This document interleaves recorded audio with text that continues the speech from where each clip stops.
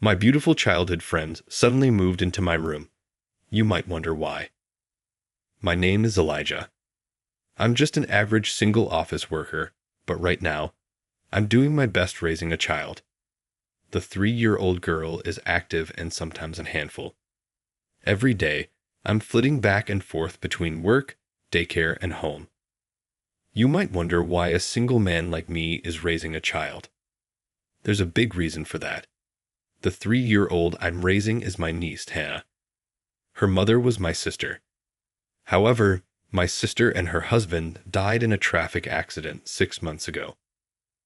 My parents are elderly and often in and out of the hospital due to poor health. I thought of turning to my brother-in-law's family, but they weren't on good terms, so I couldn't rely on them. I felt bad putting Hannah into an institution, so I decided to raise her myself. Luckily, I have a decent income and a good amount of savings as a single man. On top of that, my workplace is flexible with hours, and my boss, who is also raising a child, fully supports me. I was told I could take time off if something happened, and even if I couldn't work for a while, I had enough money to live on. But raising a child is not so easy. Hannah, now 3, is starting to learn words and talk about various things. But because she's still developing her language skills, there are times when she can't express her feelings well, and I am not used to raising kids. I cut back my work hours and left Hannah at my parents' home or daycare during that time. But honestly, it was not sustainable. While Hannah is usually quiet at my parents' house or daycare, as soon as we get home, she starts creating chaos, shouting, "I want juice. I want to play." If I scold her while she's throwing a tantrum, it only makes things worse. In the beginning, I was determined to raise Hannah, but after taking her in for a few months, I'll be honest, I was feeling down. Every time Hannah cried, I felt like she was saying she'd be better off with her real family, and I was feeling pressured. Seeing me like this, my parents decided to help. They sent a housekeeper to help me out. They suggested I should take a little break. They probably felt bad for putting so much burden on me, considering they were in and out of the hospital. The house was a mess, and there were many times when I felt I needed a woman's touch. I was really grateful for my parents' thoughtfulness. So today, the housekeeper was supposed to come. She's from a home cleaning service. When I saw the housekeeper who arrived, I almost screamed. Sandra? Adam? We both nearly screamed in front of the entrance. Yes, the housekeeper who came today was my childhood friend. Her name is Sandra. She used to live in my neighborhood, an incredibly beautiful girl, my first love. Sandra was just so gorgeous in every way that many other boys also had her as their first love. She had clear skin, beautiful long black hair, a figure that developed too well, and a calm smile. There was no way not to fall for her, and indeed she was extremely popular. By the time we were in the later grades of elementary school, there were love letters in her locker every day, and there was a legendary story about her receiving countless gifts on her birthday. When we got to middle school, the number of boys she turned down was countless. And I, who had been good friends with her since elementary school and often walked to school with her, was quite resented. But our relationship as good friends didn't last forever. Around middle school, she started being followed by a bad guy. Her parents decided they couldn't solve the problem and moved away with Sandra when she graduated from middle school. We kept in touch for a while, but eventually we drifted apart. And that leads us to now. I'm surprised. I thought the name sounded familiar, but I didn't expect it to be you, Sandra said. Adam, no. I didn't expect you to be the one coming either, I replied. Apparently, Sandra had received my information from the company, but now I'm not living at my parents' house, and this place is not near my childhood home. Moreover, Sandra knew that I was pretty good at housework and used to help around the house, so she didn't think I'd need a housekeeping service. But once she saw the state of my house, Sandra shrugged her shoulders. What happened here? The truth is my sister passed away in a car accident, and I've taken in my niece. Sandra used to come over to my house a lot when we were in elementary school, so she knew my sister and offered me condolences. So sorry for your loss. Hearing those words makes me a bit sentimental. I was trying to raise her well, though I know I can't replace my sister, but I've got my hands full taking care of her, and as you can see. Don't be so hard on yourself. This is your first time raising a kid. If you have time to feel down, spend it with your niece. After saying this, Sandra started to get busy. She opened the windows to let in fresh air, quickly put the laundry I'd taken off into the washing machine, and started tackling the pile of dishes. She was like a wizard. When I picked up Hannah from daycare and came back home, the house was unrecognizably clean, which even surprised Hannah. Our house is so shiny. Sandra's work should be finished by the evening. I figured she would have left while I was at daycare picking up Hannah. I felt I should have thanked her for her amazing work, and just as I thought that. Oh, welcome back. From the kitchen, Sandra poked her head out. She was wearing an apron and her appearance was that of a typical wife. Wait, Sandra, weren't you done for the day? Yeah, I was, but I just couldn't leave it like this. Oh, here's your key. I had left my key with Sandra and asked her to leave it in my mailbox when she was finished. I didn't want to keep Sandra until the time I picked up Hannah, but it seems like she stayed anyway after notifying her company that she'd be going straight home. Nice to meet you, Hannah. I'm sorry to bother you at home. My name is Sandra. You must be surprised, right? Sandra squatted down to say hello to Hannah, but Hannah, perhaps a bit shy, clung tightly to my leg. Seeing this, Sandra smiled and said, "It's a bit intimidating, isn't it?" And then looked at me. "Come on, wash your hands and gargle. I made dinner, so let's fill your tummy first." "But aren't you off work?" "Yeah, I'm done, but I just wanted to help out personally. I hope you don't mind." Sandra looked up at me, her head cocked to one side, and honestly, I couldn't resist her charm. In fact, I was quite pleased. I had joked about wanting to try Sandra's cooking before I left to pick up Hannah, and it seemed she had heard me. Of course I can cook too, but there are times when you just want to eat someone else's homemade food, so I decided to let myself enjoy Sandra's hospitality today. Hannah was initially nervous, but the moment she tasted Sandra's hamburger, she said, "Delicious. Better than yours, Uncle," and was wolfing it down in no time at all. She warmed up to Sandra. It's a hard pill to swallow, but Sandra's burger is 10 times better than mine. I wonder how she manages to make such a juicy and fluffy hamburger. She even shaped the burger into a bear to make it appealing to children. Seeing Hannah's delighted face, even though I felt a bit frustrated, it must have shown on my face. Since you, Adam, have been taking care of Hannah, I was able to focus on the cooking.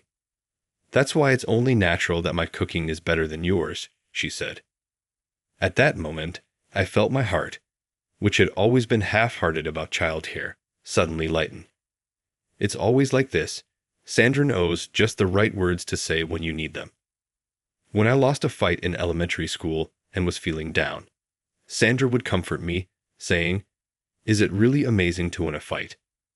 I don't think so. You're just fine as you are, Adam."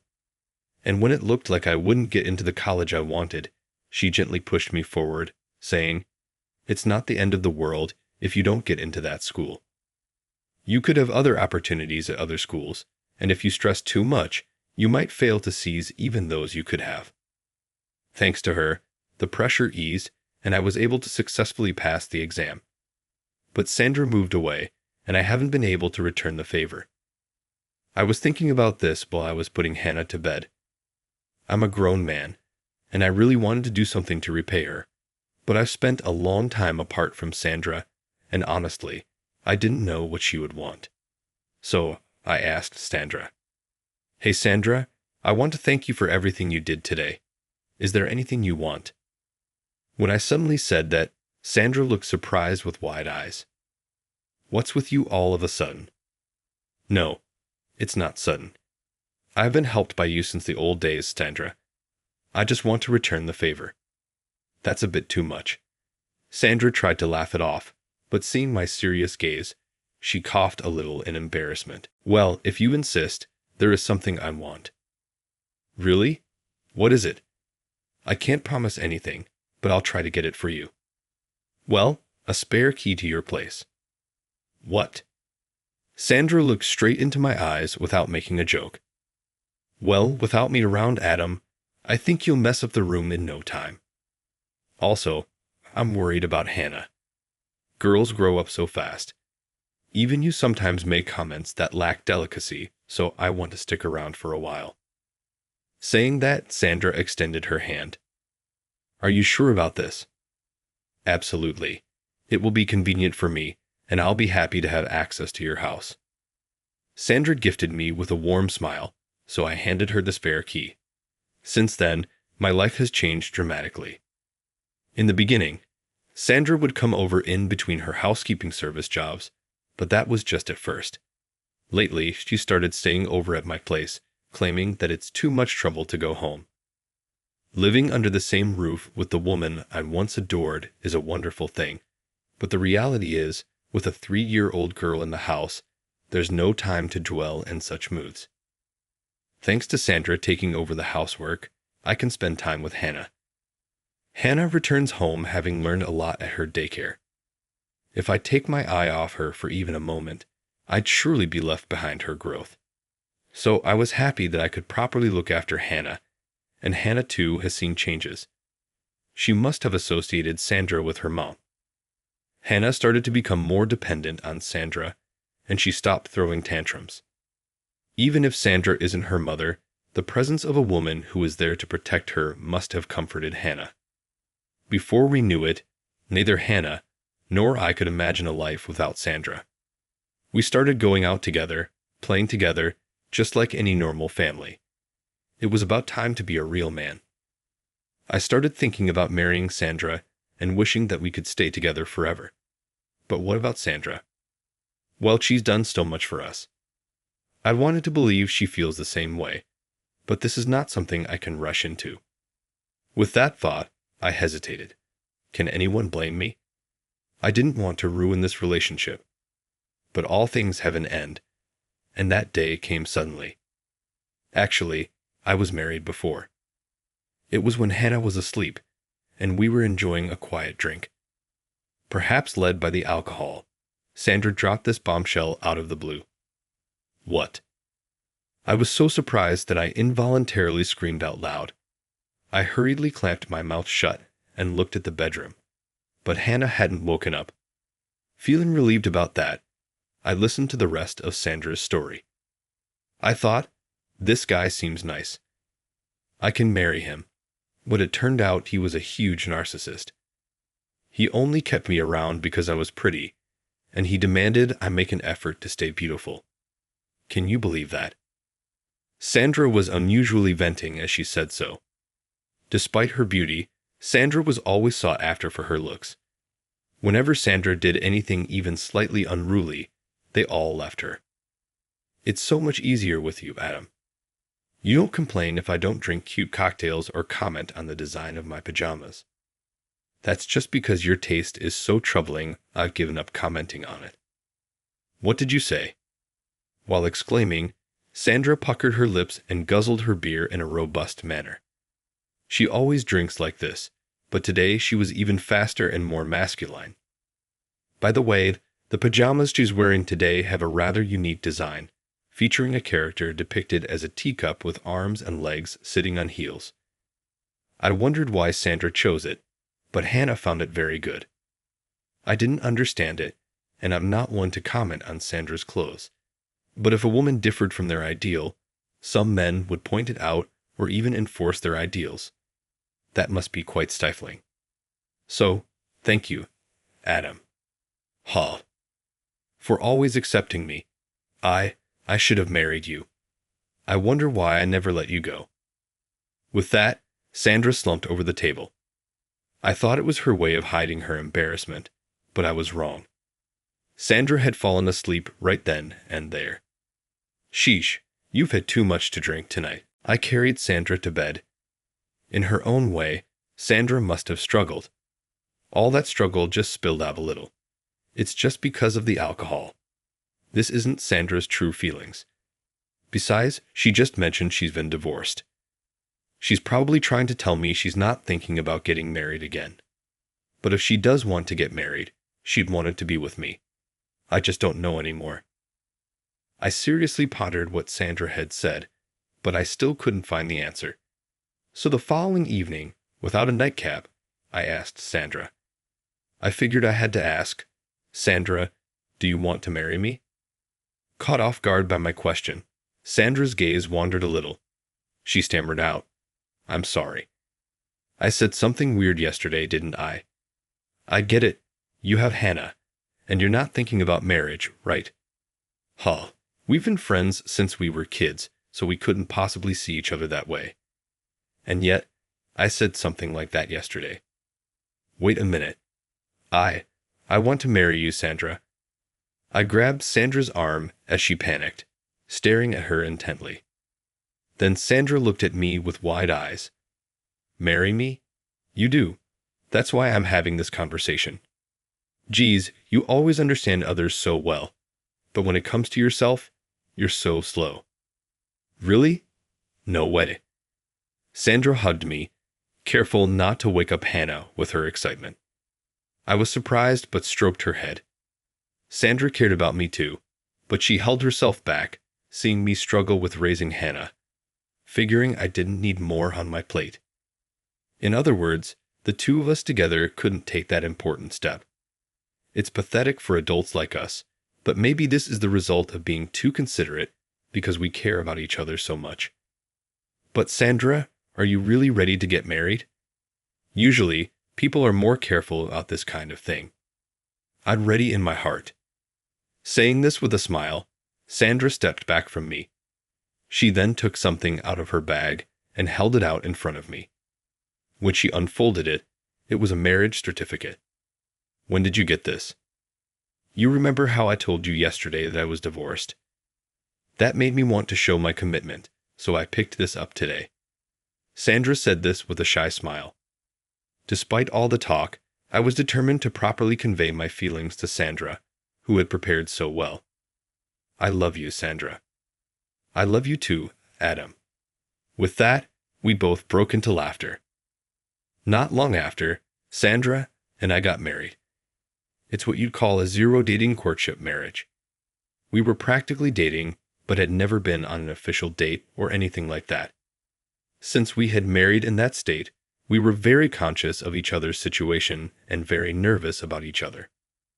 Well, we were happy to be in that mix of beginning a relationship and a honeymoon period. You get what I mean, right? Despite all this, we didn't have a wedding ceremony. There's Hannah to think about after all. Besides, we thought our apartment was too small, so we bought a house, which meant we couldn't afford a wedding. Once we got the house and bought a car, Hannah, before we knew it, was 6 years old and had grown into a grade schooler. With our marriage, we officially adopted Hannah, and we became a legal family. Now, hearing her call us Dad and Mom brings us so much joy. And our family isn't just Hannah. There's a new addition on the way in Sandra's belly, our child who will be Hannah's little brother or sister. Even though Sandra's not showing much yet, Hannah has already started helping out around the house, perhaps in the spirit of being a big sister. Sandra always said that girls grow up fast, and she wasn't kidding. But there's always laughter around us. We're happier now than I could have ever imagined when it was just Hannah and me.